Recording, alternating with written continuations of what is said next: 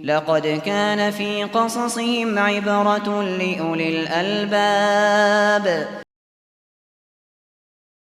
ነቢዩ ሰለላሁ ዐለይሂ ወሰለም በተጸነሱበት ዘመን ሀበሻዎች የመንን ያስተዳድሩ ነበር።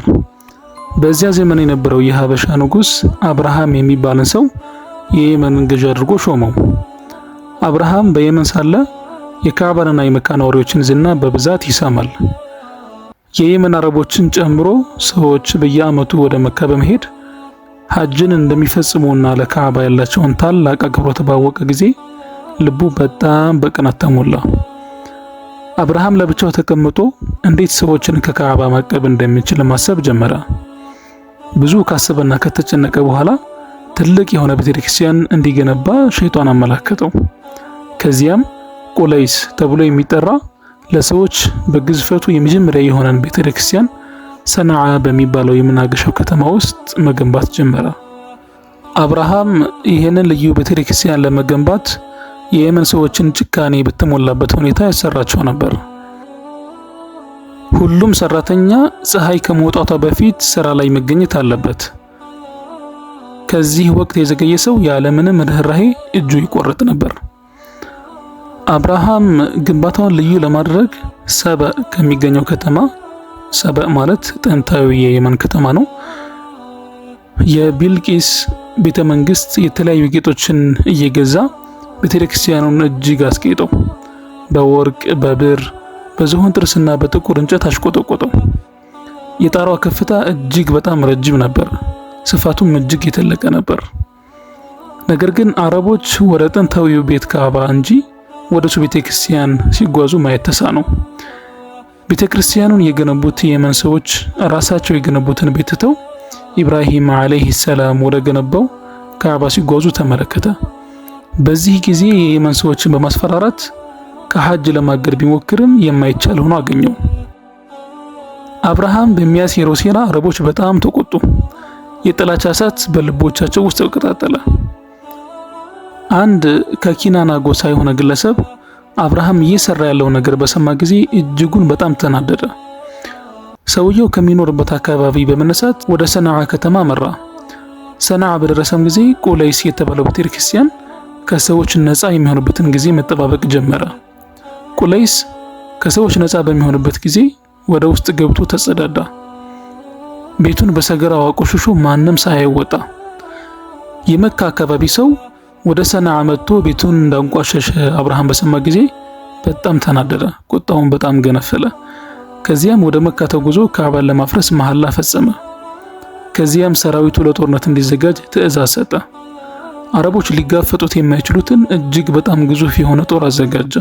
ሰራዊቱ ግዙፍ የሆኑ ዝሆኖችንም ያካተተ ነበር። አብርሃም ከ60,000 ጦር በላይ የሆነን እጅግ ግዙፍ የሆነን ሰራዊት ይዞ ወደ መካ ተንቀሳቀሰ። ካዕባን ለማፍረስ የተንቀሳቀሰ ግዙፍ ሰራዊት እንዳለ አረቦች በሰሙ ጊዜ እጅጉን በጣም ደነገጡ።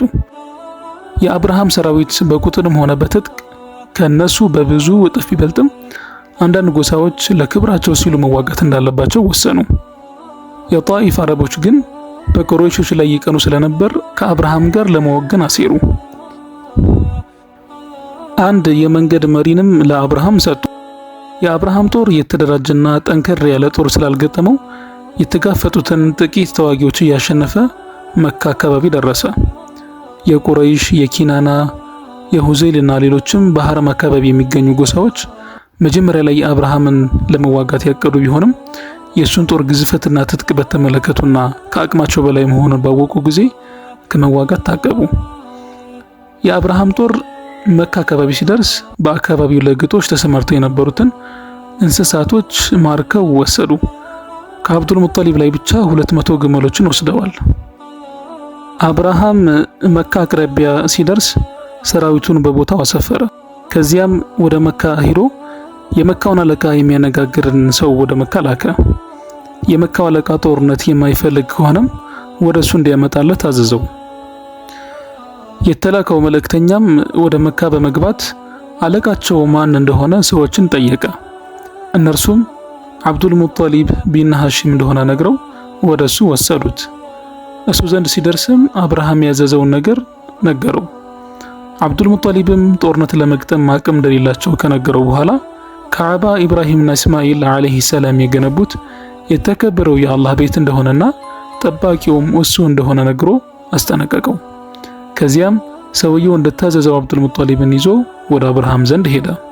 አብዱል ሙጠሊብ ከሰዎች ሁሉ ይበልጥ መልከ-መልካምና ግርማ ሞገስ የተላበሰ ሰው ስለነበር ፍቃድ ተሰጥቶት ወደ አብርሃም በገባ ጊዜ አብርሃም እጅጉን አከበረው። ከማክበሩም የተነሳ እሱ ዙፋን ላይ ሆኖ አብዱል ሙጠሊብን ከስሩ ለማስቀመጥ አልፈለገም። አብዱል ሙጠሊብን ከሱ ጋር በዙፋኑ ላይ ለማስቀመጥም አልፈለገም። ስለዚህ አብርሃም ከዙፋኑ ወርዶ ከአብዱል ሙጠሊብ ጎን በመሆን ምንጣፉ ላይ ተቀመጠ። ከዚያም አብርሃም በአስተርጓሚው አማካኝነት ጉዳይህ ምንድነው በማለት አብዱል ሙጠሊብን ጠየቀ። አብዱል ሙጠሊብም ጉዳዬ ንጉሱ የወሰደብኝን 200 ግመሎች እንዲመልስልኝ ነው በማለት መለሰለት። አብርሃም ተገርሞ መጀመሪያ ሳይህ አክብርህ ነበር፣ አሁን ስታናገረኝ ግን በጣም ናኩህ። የአንተና አያቶች ሃይማኖት መገለጫ የሆነውን ቤት ላፍርስ መጥቼ ስለሱ ማውራት ትተህ ስለወሰድኩበት 200 ግመሎች ታወራኛለህን? አለው። አብዱል ሙጠሊብም ፈገግ ብሎ እኔ የግመሎቹ ባለቤት ነኝ፣ ለቤቱ ደግሞ ከጥቃት የሚጠብቀው ጌታ አለው። አብርሃምም የፈለገውን ያህል ኃያል ቢሆንም ማንም ይህን ቤት ከኔ ሊያድን በፍጹም አይችልም በማለት ደነፋ። አብዱል ሙጠሊብም እንግዲህ እንዳሻህ አለው። በዚህ ጊዜ አብርሃም ወታደሮችን በማዘዝ ግመሎቹ ለአብዱል ሙጠሊብ እንዲመለሱ አደረገ። ከዚያም አብዱል ሙጠሊብ ወደ ቁረይሾች በመሄድ በፍጥነት ከመካ እንዲወጡና በተራራዎች አናት ላይ እንዲሸሸጉ አዘዛቸው። ከዚያም አብዱል ሙጠሊብ ከተወሰኑ ሰዎች ጋር በመሆን የካዕባን በር ቀለበት ይዞ አላህን መለመን ጀመረ። በአብርሃምና ወታደሮቹ ላይ ድልን እንዲሰጣቸው ለመኑት። አብርሃም ባነጋ ጊዜ በጠዋት መካ ለመግባት ቆረጠ።